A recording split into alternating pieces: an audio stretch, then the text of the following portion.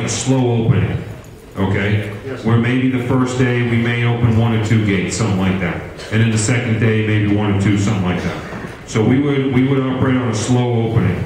But again, it doesn't matter whether we open it like that or whether it comes over the top. Our best estimate is about 3 days. By the time when a drop of water comes over that gate until that same drop of water gets down to the gauge of Morgan City in the river. Because all that whole floodway comes down, it either goes out Wax Lake Outlet or it comes down to Chapelaya. Is about 3 days. Does that help you out? Well, that gives me some idea of what to do when it gets open. Now, I will tell you one other thing. The river is not expected to crest until the 24th of May. Okay? So this Saturday is the 14th. Okay? If, again, either we open it or it goes over the gate about the 14th. It's not going to crest. That means it's not going to get its highest until the 24th. That's 10 days. Okay? Then the difference between this high water event and many others is the crest is supposed to be around for a lot longer than we've ever seen. Okay? They're saying about 10 days that the crest is going to be here.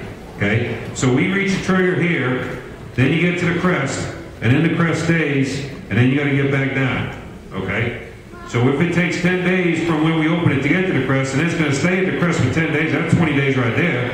Okay? And then to get back down below so we can start to close the gates, I mean, it's going to be a long time. You got a 3-week ball game, sounds like. You guys do the math. Okay. Yeah, man. Two of my questions have almost been answered. Okay. One was about a contingency plan for evacuation. What about the people?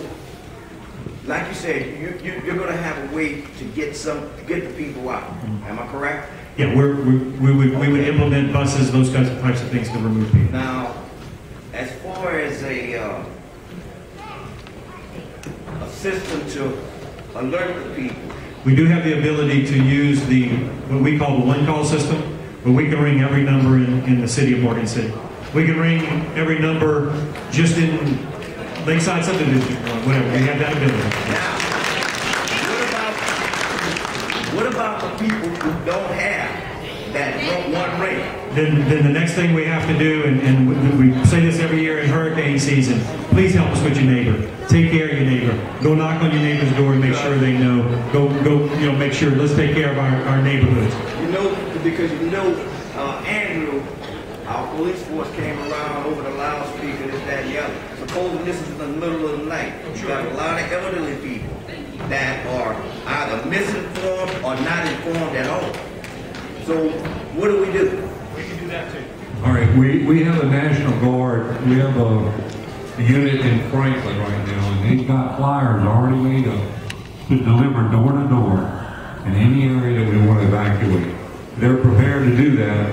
When we trigger it, they'll start going door to door. And if there's nobody there, they're going to tape it to each door to let them know that we're going to be evacuating and what's going to take place. We've already got those printed up and what we're going to do. Okay? Okay. I also remember 90 flooding.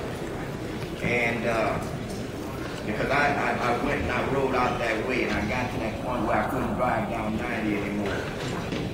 I mean, just say what if.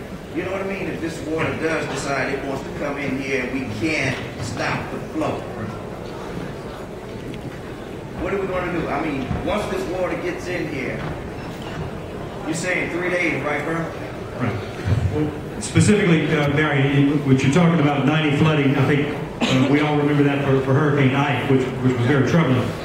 But the improvements that have been done in Franklin since Hurricane Ike, primarily done by the levee district, where the bill is, primarily done by the levee district, allows them to close those canals off, those routes for that. That's where that water came from. They're able to close those off now. They've got HESCO baskets along those. They've got protection to keep that water from getting out.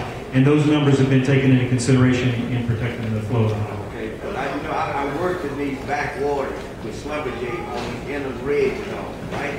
So I understand exactly what you're saying about how this water flow back up again. But there are a lot of canals and little things back up in there.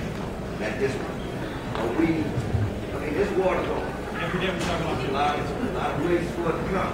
We're completely ringed by levees on the other side of the Atchafalaya River. I've worked all along. We've completely ringed by levees there, and we've not had water overflow there.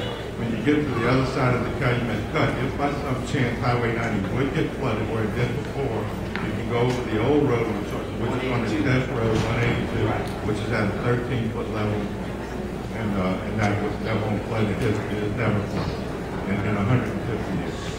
Okay. I mean, the only thing is I just want our citizens to be alerted at the proper time. That's part of why we think it's important to keep the old bridge in Morgan City to have alternative routes in the case we have other catastrophes we don't anticipate, and including the 182 route that I just talked about, that the old road that goes through Patterson, Berwick, and through Franklin, Centerville, Baldwin, and everything. You know, a lot of people don't have computers and all of this good stuff now. That's right. We understand that, and I assure you, those same questions that you're asking, Barry, are the same questions we talk about in City Hall and we talk about with Duval Arthur, the what ifs, and try and at least have thought through that process. You know, I pay attention to the news all day, every day. I got it on my phone, I got it on my computer, I got it on the television. And I got a brother that's in Rockville, Maryland. He seems to know more about what's happening here. That's why we had this meeting, and we're trying to make sure everybody gets a chance to It's been understand. very informative. There were some questions that need to be asked. Let me get to the next lady.